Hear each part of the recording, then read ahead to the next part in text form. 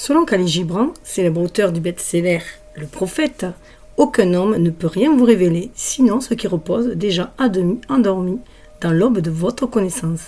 C'est pourquoi sur cette chaîne, je vous partage directement la guidance de l'oracle utilisé ce jour comme pont entre votre âme et l'univers, afin que vous puissiez décoder les messages qui vous sont destinés grâce à votre intuition et à vos ressentis profonds. Donc là, vous êtes invité à aller activer votre intuition avec le tarot psychique. Voilà. Donc, je vais vous faire part des messages de ce fabuleux tarot de John Holland. Et donc, je vais vous parler d'abord un petit peu de l'oracle. Je vais vous le présenter. Et ensuite, je tirerai 7 cartes. Et vous ferez le choix. Soit vous choisirez une carte, soit les 7, soit vous les associez à des domaines, soit vous les associez à des jours de la semaine. En fait, vous faites comme vous le sentez. C'est important que vous suiviez votre propre intuition à ce sujet-là. Voilà. Donc, on va parler du tarot psychologique. Ce coffret illustré et accompagné d'un livre est un remarquable pont entre le développement de vos facultés psychiques et les connaissances et significations anciennes du tarot. Il vous aidera à développer votre intuition dans tous les domaines de votre vie grâce à l'interprétation des couleurs, formes, chiffres, mots, nombres et symboles présents sur chacune des images. Le livre explicatif vous apportera une meilleure compréhension des cartes, mais aussi des techniques psychiques utilisées depuis des années par John Holland, médium psychique renommé dans le cadre de son enseignement et de ses ateliers. Ainsi, avec la pratique, vous pourrez améliorer vos relations avec les autres, que ce soit en amour ou en affaires, en percevant intuitivement les énergies entourant le problème ou la personne concernée. Vos facultés psychiques seront renforcées tandis que vous découvrirez une nouvelle façon de relier les cartes entre elles et de les interpréter. Vous pouvez voir cette chaîne en fait comme un lieu où vous pouvez faire vos propres guidances en fait. On vous invite, l'univers vous invite par synchronicité à aller voir un tirage pour être guidé lorsque vous sentez un peu perdu, voilà, que vous avez envie de certaines réponses. Vous pouvez le voir ainsi. Donc vous pouvez aussi me faire part des oracles ou des tarots que vous aimez, enfin des oracles principalement puisque que vous aimeriez avoir une guidance avec. Et comme j'en ai quand même beaucoup, il se peut que je l'ai, ou vous mettez plusieurs options. Et je ferai une vidéo dessus. Voilà. À une guidance avec. Donc ici, ça marche bien sûr par synchronicité, puisque nous attirons ce que nous vibrons. C'est la loi d'attraction. Donc ce n'est pas un hasard. C'est un rendez-vous si vous êtes sur cette chaîne. Comme dit le célèbre poète Paul Éluard. Il n'y a que des rendez-vous. Alors, je voulais vous faire part d'un peu plus. Alors, qu'est-ce qu'il nous dit là? L'objectif du tarot psychique est de créer des expériences positives et non de réfléchir ou de s'appesantir sur des significations négatives. Son objectif est de vous offrir des conseils afin que vous puissiez entrevoir l'avenir et apporter les changements nécessaires qui conduiront à un dénouement bénéfique pour votre plus grand bien. C'est ça qui est très important aussi, et moi je suis d'accord avec lui, parce que souvent, dans le tarot, c'est très ancien, il y avait le bien, le mal, donc le pour, le contre, et il est évident, essentiel de nos jours à sortir de cette dichotomie, tout simplement, pour retrouver la voie du milieu, la voie du cœur, et trouver l'équilibre justement entre les deux, et éviter les extrêmes. Donc pour moi, c'est vrai que j'aime beaucoup ce tarot, les illustrations sont magnifiques, moi je marche beaucoup aux illustrations. Je vous expliquerai bien sûr aussi par rapport au tarot, à quelle lame ça correspond aussi, pour ceux qui ne connaissent pas. Donc, petit truc encore intéressant, on nous parle des symboles et des images, justement. On dit que le subconscient ne pense pas sans une référence visuelle. L'art associé au tarot est symbolique, et les scènes, symboles, formes et images ont des significations propres à chaque carte. Il est important que vous vous familiarisez avec les images afin que votre esprit intuitif, ou comme j'aime l'appeler, votre base de données psychiques les absorbe. Vous développerez rapidement une aptitude à remarquer les détails et commencerez à voir d'autres images qui résonnent spécifiquement pour vous. Oui, il se peut que lors du tirage, je vous fais part de quelques ressentis que j'ai par rapport aux images. Je vais essayer éviter de trop intervenir, mais ça peut aussi vous donner des idées de comment vous pouvez activer votre intuition par la visualisation et votre propre symbolique aussi à vous. Lorsque vous lisez les cartes, laissez vos yeux et votre esprit passer en revue la carte pour voir si quelque chose vous frappe. Vous serez étonné de voir à quel point vos interprétations peuvent être spécifiques. Je vous recommande aussi de garder un journal où noter vos rêves, car les symboles y étant associés vous parlent à travers votre subconscient. Parce que plus vous allez développer votre intuition, et plus vous allez recevoir des signes, que ce soit extérieurs, des plumes, des messages qui vous parlent, ne serait-ce que dans une pub, une vidéo, voilà, quelqu'un qui parle, un livre, voilà, un titre, une chanson, et aussi dans les rêves. Donc, on va passer au tirage. Alors, bien sûr, il y aura le déroulement chronologique. Je mettrai dans la barre d'infos. Donc là, je vais essayer de ne pas brûler l'ordinateur comme la dernière fois. Et on y va. Alors, je voudrais bien une carte. Alors, je vais vous aider avec les pierres. Une carte, il y en a deux qui tombent, mais ça va faire comme hier, il y en avait deux. Alors j'aimerais bien qu'il y en ait une, parce qu'elle a vraiment voulu se détacher. Alors le premier choix, c'est la sélénite, la chouette sélénite.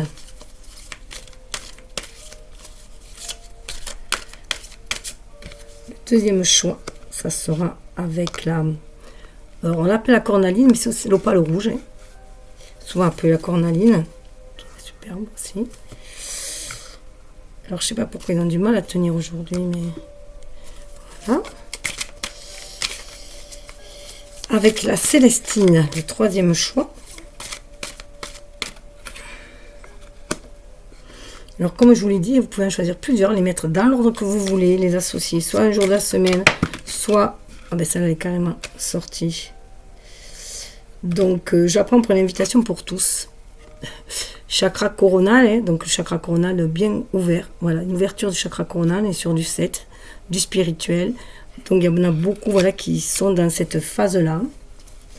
En tout cas, on est invité aussi à l'être. Ça sont les messages d'intro pour tous. Oh, pardon, j'allais retourner. Donc là, avec l'améthyste.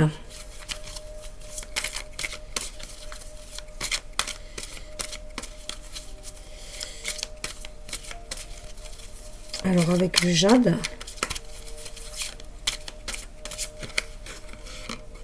hop,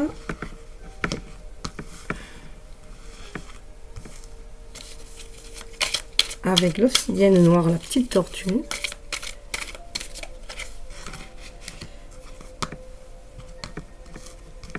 hop, et avec, ça y est, je l'ai reperdu, pourtant je l'avais trouvé, c'est la...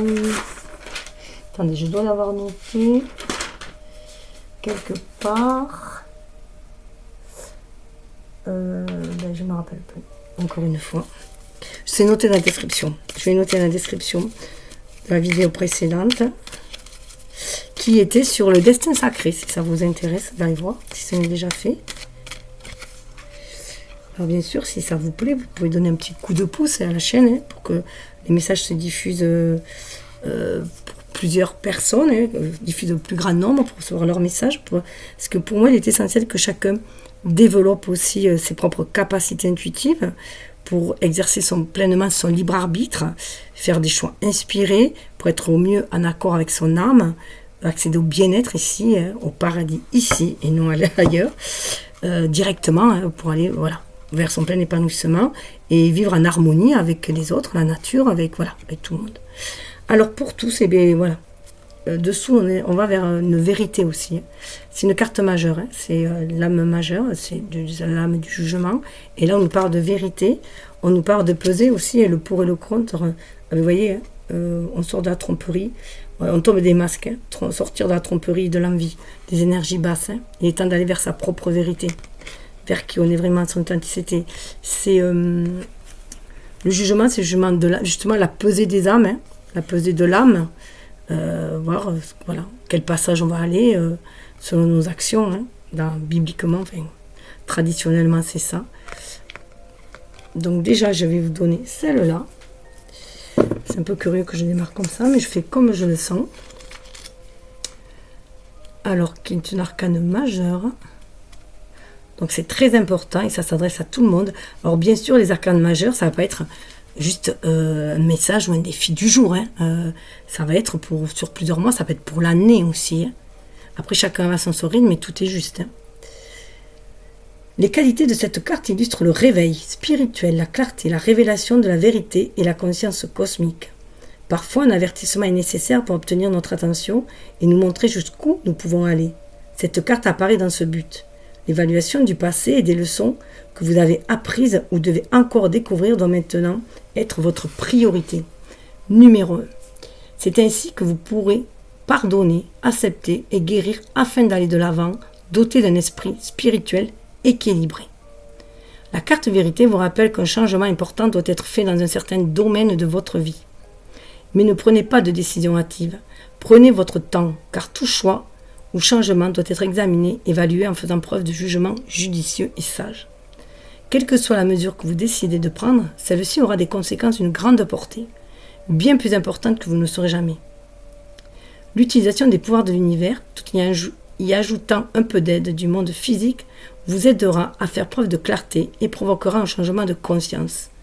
Ce qui n'était autrefois pas évident sera maintenant réalisé et compris.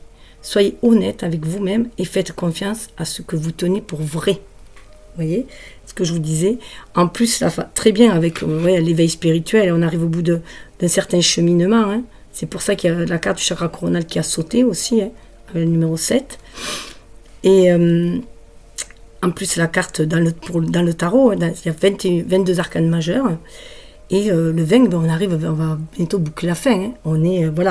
On pèse le pour et le contre, on regarde vraiment la voie que l'on va prendre, voir ce qu'on a fait comme leçon, et puis ce qu'on a appris de par nos expériences, et on va clôturer un chapitre.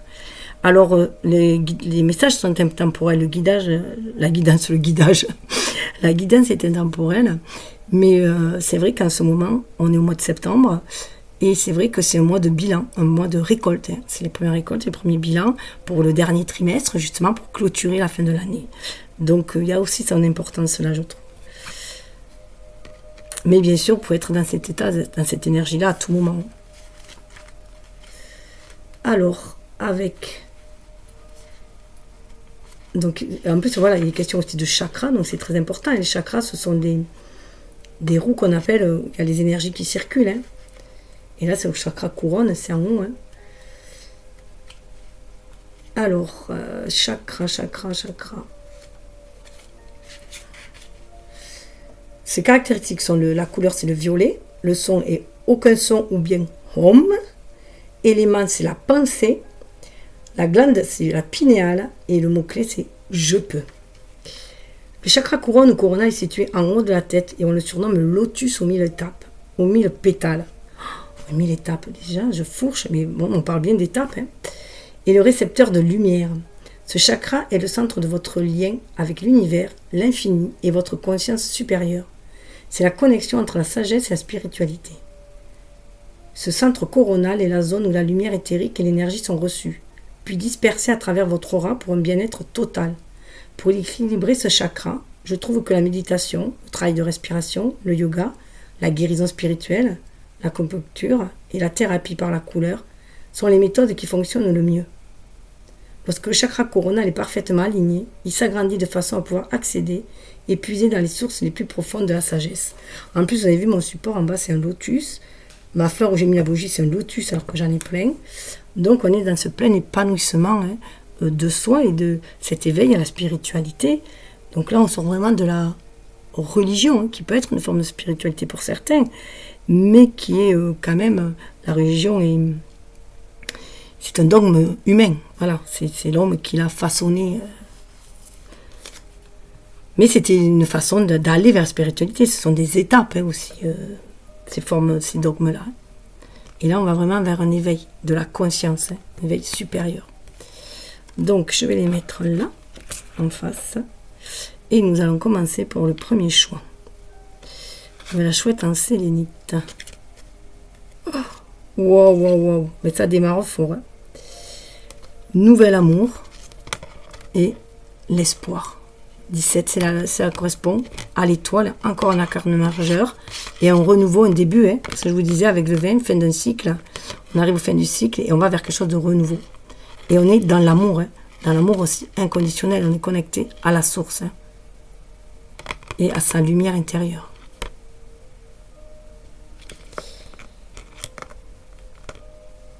Alors déjà, ça donne, bien sûr, les arcanes mineurs, c'est dans les arcanes mineurs, c'est dans notre quotidien, en fait, hein, dans le déroulement de notre quotidien. Les arcanes majeurs, c'est plus dans notre cheminement de l'âme, si on peut dire. Ce qu'elle a, dont quoi elle est en quête, en fait, ce qu'elle a à travailler, à dépasser, à développer, voilà, tous les grands thèmes, c'est un grand thème. Alors, le nouvel amour. Alors, le vert, hein, c'est chakra, c'est l'émotionnel. Ça correspond à l'as de coupe. Hein. Votre coupe est sur le point de déborder de joie, de bonheur et de sentiments positifs. Voici la première des cartes émotions, et elle signifie donc qu'un nouvel amour vous fait signe. Il ne s'agit pas nécessairement d'un amour physique, mais cela pourrait représenter la passion et le dévouement vers une idée, un objectif ou même une nouvelle entreprise créative. C'est le moment idéal de vous ouvrir et d'ouvrir votre cœur aux vibrations supérieures et à l'énergie aimante de l'univers. Lorsque les problèmes passés sont résolus, lorsque vous avez pardonné à vous-même et aux autres, et lorsque votre cœur est véritablement ouvert et prêt à recevoir, alors de nouveaux chemins conduisent à l'amour vous apparaîtront. Alors regardez bien la carte, qu'est-ce qu'elle vous inspire, hein, aussi, hein, quelle est votre symbolique, qu'est-ce qu'elle vous inspire à vous, personnellement. La seconde, l'espoir. Vous voyez, ça sonne, l'espoir, et la sonnerie qui est là. C'est beau.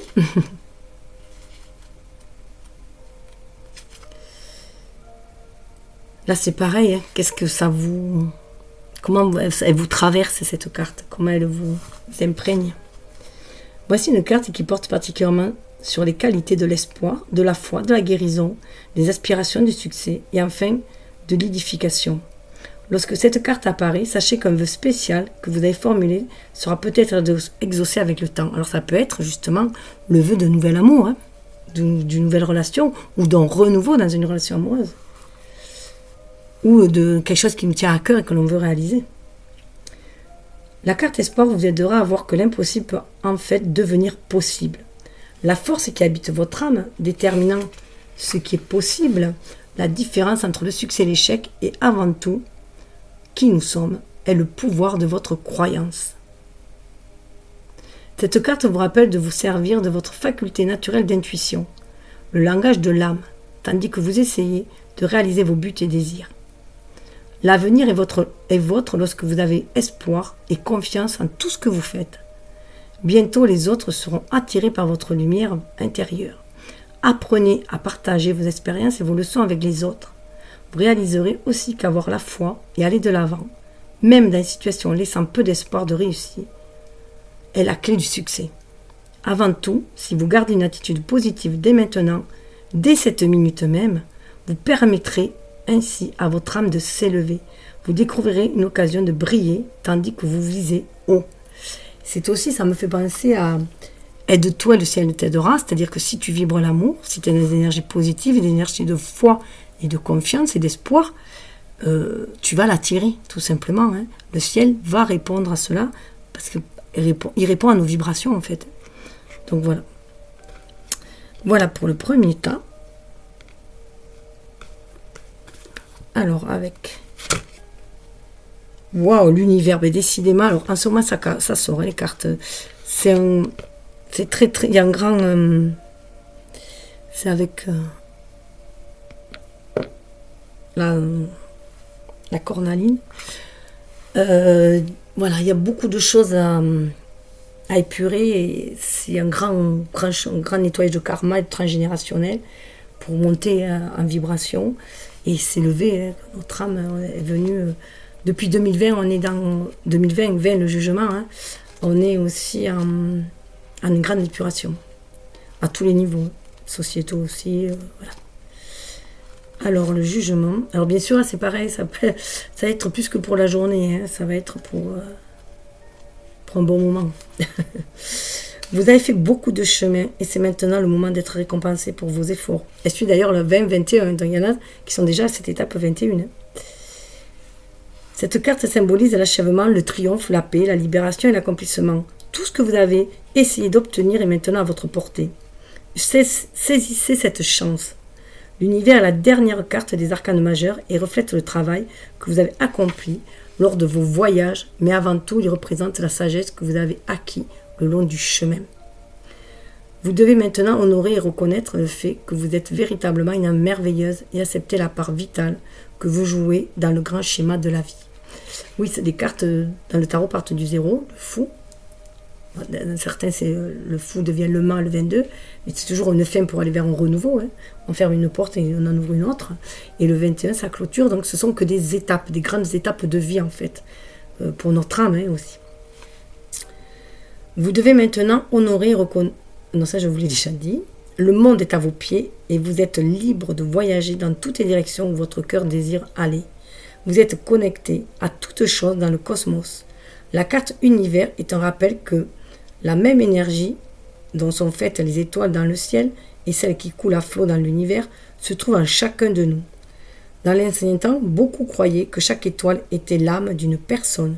Ils croyaient aussi que ces âmes étincelaient pour guider les autres à travers l'obscurité. Ceci est aussi possible pour votre âme sage. Donc ça correspond au monde dans le tarot. La pierre, c'est une pierre qui mène à la confiance en soi, à l'action, hein, croire en soi, agir. C'est une carte très active, hein, ça correspond à Mars aussi. Et j'avais oublié de dire, pour ceux qui suivent, qu'ils font un suivant, que la sélénite, dans le premier état, c'était en lien avec la lune, donc avec l'intuition. Donc ça correspondait bien aussi avec la carte qui avait de l'étoile, qui permet de garder espoir. Donc si vous avez envie d'aller voir, si ce n'est déjà fait, vous pouvez aller voir. La troisième carte, c'est avec la sélénite. Sélénite qui nous permet de communiquer avec l'univers, avec les anges, avec le céleste en fait, hein, et qui va nous permettre ici de faire les choix. Mouvement, choix, décision. Donc voilà, c'est aussi, c'est un lien, je l'ai mis moi en lien avec Mercure, hein, avec la communication, le chakra de la gorge aussi. Et ce qui est intéressant là, c'est cette carte, c'est une carte de physique, de matérialisation. Donc peut-être temps de faire vraiment des choix et manifester. Donc à vous de voir ce quoi cela vous fait penser. Votre symbolique à vous. Hop, là. Alors, donc vous voyez, c'est du rouge, c'est de l'action aussi, mais en suivant son intuition. On a d'abord écouté son âme, donc ça suit très bien en fait avec les autres cartes, pour être guidé et faire ses choix. Cette carte indique qu'une période de mouvement, des changements et choix importants doivent être faits, en travaillant fort et avec de grands efforts et de la détermination. Vous avez la capacité de jongler avec toutes les exigences qui vous attendent. Qu'elles aient trait à l'argent, à des décisions d'affaires ou à d'autres projets, il est important de rester souple et concentré. Vous n'avez pas à le faire seul. Cherchez les meilleurs conseils et demandez de l'aide. En outre, une union ou un partenariat financier pourrait se présenter à vous. Oui, on est dans du 2. Hein. Plus vous mettrez de temps à prendre ces décisions et choix essentiels, plus de temps cela vous prendra à faire avancer vos objectifs dans le monde matériel. Les changements qui surviennent ne sont pas dus au hasard ou à de simples coïncidences. Ils font tous partie d'un schéma positif plus vaste.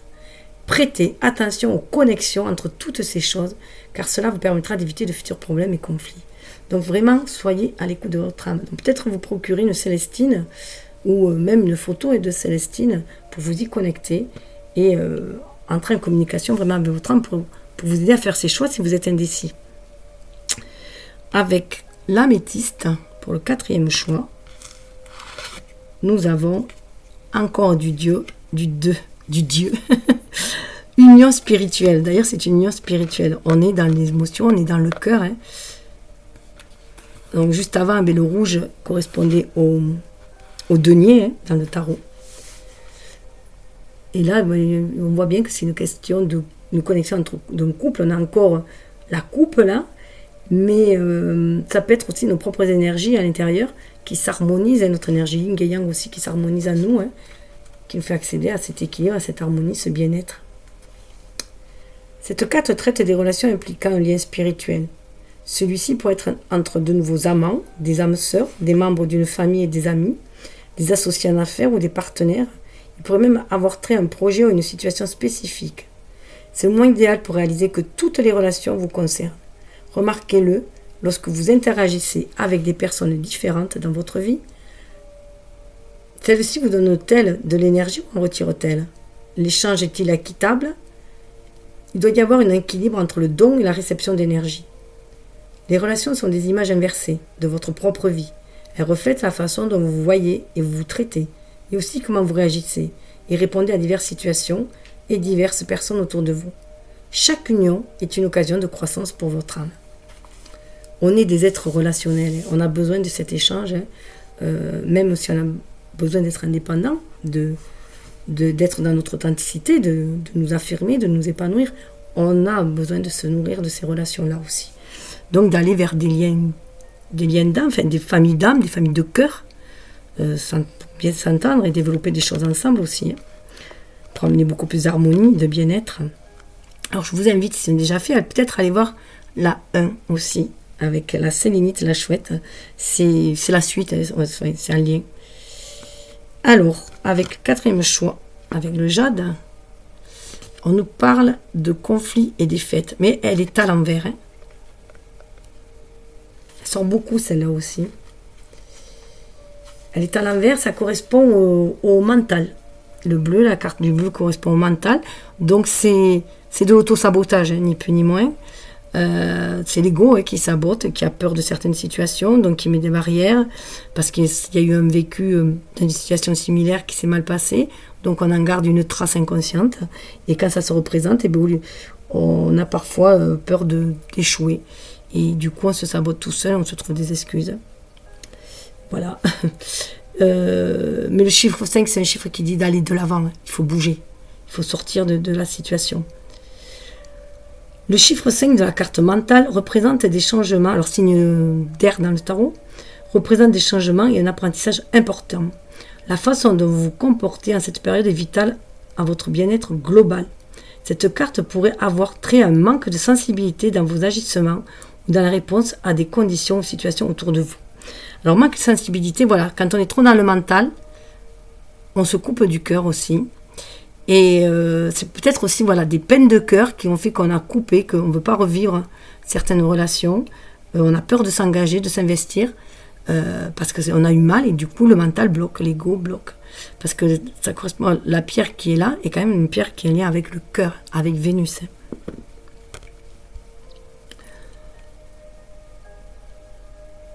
Cette carte pourrait avoir trait à un manque de sensibilité, dans vos agissements ou dans la réponse à des conditions ou situations autour de vous. Ce besoin de sensibilité pourrait être lié à vous ou à quelqu'un dans votre vie. Bien qu'une bataille puisse être gagnée, il est important d'évaluer le coût et la douleur pour les deux parties en cause. Parfois, il vaut mieux abandonner et s'en aller si on peut obtenir une réponse ou une victoire. Ne cherchez pas à rejeter la responsabilité sur quelqu'un d'autre. Ne soyez pas malhonnête et n'essayez pas d'obtenir une vengeance, car vous risquez de vous imprégner de cette énergie négative. Vous êtes actuellement testé sur votre capacité à aborder avec douceur, ça amène de la douceur et de la guérison, hein, à cette pierre-là. Le jade ou toute pierre verte aussi. Hein.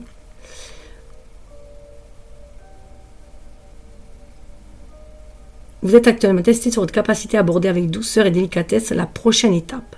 Souvenez-vous, tout dans la vie est une occasion d'apprentissage et de croissance. Voilà, donc il n'y a aucune défaite, il n'y a aucun échec, c'est juste des expériences, c'est notre façon de voir, c'est notre mental qui dit que ce soit si c'est positif ou négatif, mais il faut sortir de cette dichotomie. Et bien pour le choix de l'obsidienne, on a l'autorité, qui est encore une arcane majeure, qui correspond à l'empereur. Et ce qui est intéressant, c'est que la pierre utilisée... Attendez, je reviens, quelqu'un à la porte.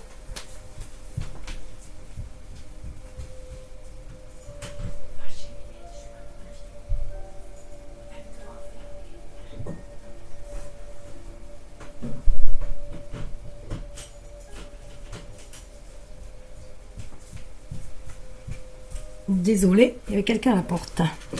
Donc, voilà. Donc, je vous disais qu'avec l'obsidienne noire, c'est une pierre de protection, mais elle est aussi associée. Moi, j'avais associé au jour du samedi, donc à Saturne, parce qu'elle a ce côté protection, ce côté poser des limites. Hein. Et Saturne, c'est ça, ça nous permet aussi de savoir poser des limites afin de ne pas être embêté, si on peut dire. Hein. Voilà, éviter qu'on se fasse vampiriser notre énergie et qu'on s'affirme tout simplement, hein, sans pour autant être trop autoritaire aussi. Il faut faire attention aux excès, savoir être dans le milieu là. Mais avec ce 4, c'est aussi cadrer un peu les choses, savoir se poser, avoir une attitude, une attitude aussi pour être droit dans ses bottes aussi. Hein. Ça peut être aussi ça. Et éviter de faire la girouette tout le temps ou de se faire manipuler. Là, avec l'empereur, on apprend de ses expériences justement et on arrive à se faire respecter. Tout en commençant par se respecter soi-même, c'est ce qui est important parce que si vous avez du mal à vous respecter vous-même, les gens vous marcheront sur les pieds. Cette carte représente les qualités masculines du leadership, de la logique, de la force, de la sagesse et du pouvoir. Lorsque cette carte apparaît, elle agit comme un outil d'enseignement. Et c'est ainsi qu'elle vous encourage à développer ou à ranimer ces qualités et à tirer profit de vos aspects masculins. Parmi les autres traits, on compte des aptitudes à un bon raisonnement et à la résolution de problèmes, avoir les pieds sur terre et apprendre à développer un contrôle mental fort sur les flots d'émotions. Donc là, alors si vous faites un suivant, faites attention parce que ça me rejoint un peu la carte d'avant, hein, où suite à des défaites, on peut se bloquer et du coup être trop autoritaire, trop rigide. Donc là, il faut quand même faire attention. C'est bien d'éviter que les émotions nous submergent et ne pas être trop sensible dans le sens où ça va nous faire mal, parce que si on prend les choses trop à cœur, il faut savoir faire la part des choses. Hein. Et toujours voir que dans une relation, de toute façon, on est toujours deux et qu'on est toujours, on a toujours notre part de responsabilité, de toute façon. Alors, cette carte apparaît souvent pour symboliser une figure paternelle ou un individu à l'autorité sage qui peut être présent dans votre vie. Cela pourrait être quelqu'un qui a une grande influence en affaires ou un ami prudent qui utilise logique et raison pour obtenir un résultat positif. Demandez-vous si le moment est venu pour vous d'accepter et de mettre en valeur des qualités similaires. C'est maintenant que vous devez agir comme un leader et exercer votre volonté en incorporant forme et structure aux idées, projets, fondations. C'est le moment d'arrêter de parler et d'agir afin de réaliser ce que vous devez faire. Servez-vous des qualités du tempérament de cette carte, si bien que lorsque vous devrez faire un choix, vous envisagez celui-ci avec sagesse, rationalité, logique et grâce, plutôt qu'avec bêtise, belligérance, avidité ou égocentrisme. Ça, c'est le côté négatif de l'empereur. C'est votre façon d'acquérir, de traiter et d'exercer votre pouvoir et autorité qui est en train d'être testée actuellement. Donc, on nous demande de reprendre notre pouvoir, mais sans écraser les autres aussi, hein, sans devenir un dictateur. Alors, ce qui est intéressant, c'est que l'empereur, c'est l'énergie du bélier. Donc, c'est aussi foncer, agir, aller de l'avant, mais associé avec la pierre, l'obsidienne, ce qui est pour moi l'énergie du Capricorne, c'est aussi d'avoir une certaine maîtrise, hein, avoir les pieds sur terre. Hein. Le feu d'action, mais les pieds sur terre. Alors, pour le dernier choix, on a le diable. Alors, beaucoup d'arcanes majeurs. Le diable, la tentation, 15. Donc, vous voyez, il y a des énergies aussi négatives qui remontent. L'ego aussi, hein, qui sent bien que l'âme s'éveille de plus en plus et du coup, il a peur d'être mis au rebut, alors qu'on en a besoin de la matière pour agir. Hein. Seulement, il est important que ce ne soit plus l'ego qui manipule, qui dirige notre bateau, notre barque, mais plutôt notre âme qui dirige cette voile-là. Hein. Voilà. Parce que l'ego qui tient le gouvernail, ça nous amène souvent dans les murs, dans les confrontations.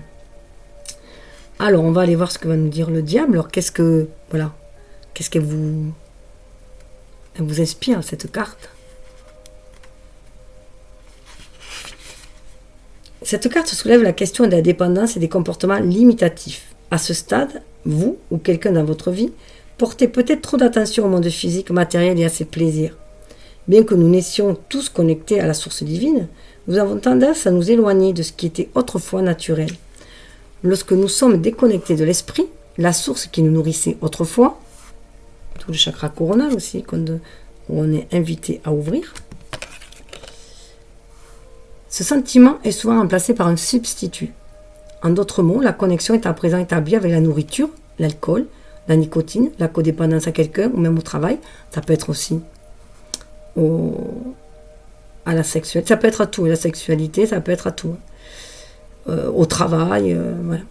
Bon nombre d'entre nous passons notre vie à essayer de combler le vide créé lorsque la connexion au divin a été rompue.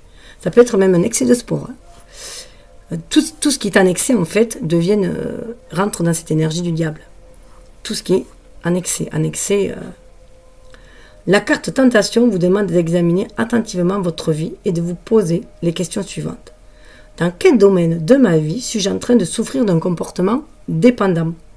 Y a-t-il une pensée ou un comportement négatif qui fait en sorte que la force vitale s'écoule goutte à goutte en quittant mon âme ? Les gens et les relations présents dans ma vie me donnent-ils de l'énergie ou me vident-ils de mon énergie ? Apprenez à profiter de vos peurs et de tous vos doutes afin que chaque situation dans votre vie devienne une expérience d'apprentissage. Acquérir la connaissance enseignée par le monde physique vous aidera à vous surpasser et à atteindre un degré de conscience spirituelle plus élevé.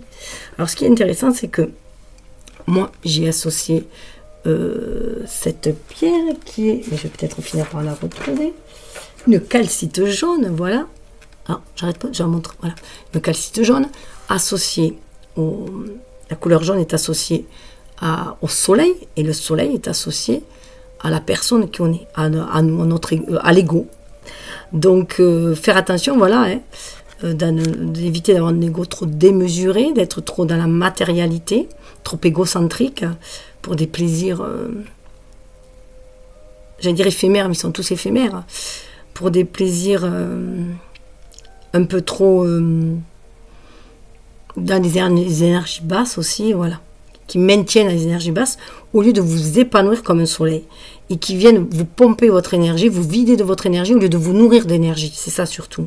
C'est que quand on est dans des expériences d'énergie basse, on nous vide souvent de notre énergie. Alors quand on est dans des expériences d'énergie beaucoup plus bienveillantes, on se nourrit d'énergie. Les énergies positives nous nourrissent, et on irradie en fait. Tandis que quand on est dans des énergies sombres, on s'assombrit, on perd de notre lumière. Donc faire attention, voilà, à ceux qui nous vampirisent notre énergie, que ce soit une situation ou des personnes, pour retrouver notre plein pouvoir aussi d'action dans cette vie en tant qu'être humain et faire les choix appropriés en accord, en lien avec notre âme. Donc pour finir, je vous dirais juste de toujours garder à l'esprit que en fait, il est essentiel de voir avec le cœur. On ne voit bien qu'avec le cœur, l'essentiel est invisible pour les yeux, comme a dit Saint-Exupéry. J'avais perdu la maxime Saint-Exupéry dans Le Petit Prince. Donc je pense que là, surtout pour cette dernière carte, c'est très important aussi, voilà, de se reconnecter aussi à son enfant intérieur, à ses rêves d'enfant, parce que l'enfant est connecté à l'âme, connecté à l'univers. D'ailleurs, souvent, enfin, on voit les mondes invisibles. Et c'est pas pour rien qu'on dit que les enfants sourient aux anges, hein. C'est ça aussi, cette connexion. Et les bébés, principalement. Et donc voilà, se reconnecter à cet enfant intérieur pour monter en vibration aussi, aller enfin réaliser ses rêves, en étant conscient que l'on est connecté à l'univers et que l'univers, que l'on est guidé pour aller réaliser ces rêves-là, en lien avec le pacte fait avec l'univers, justement, notre âme et l'univers. Je vous souhaite le meilleur. Namasté.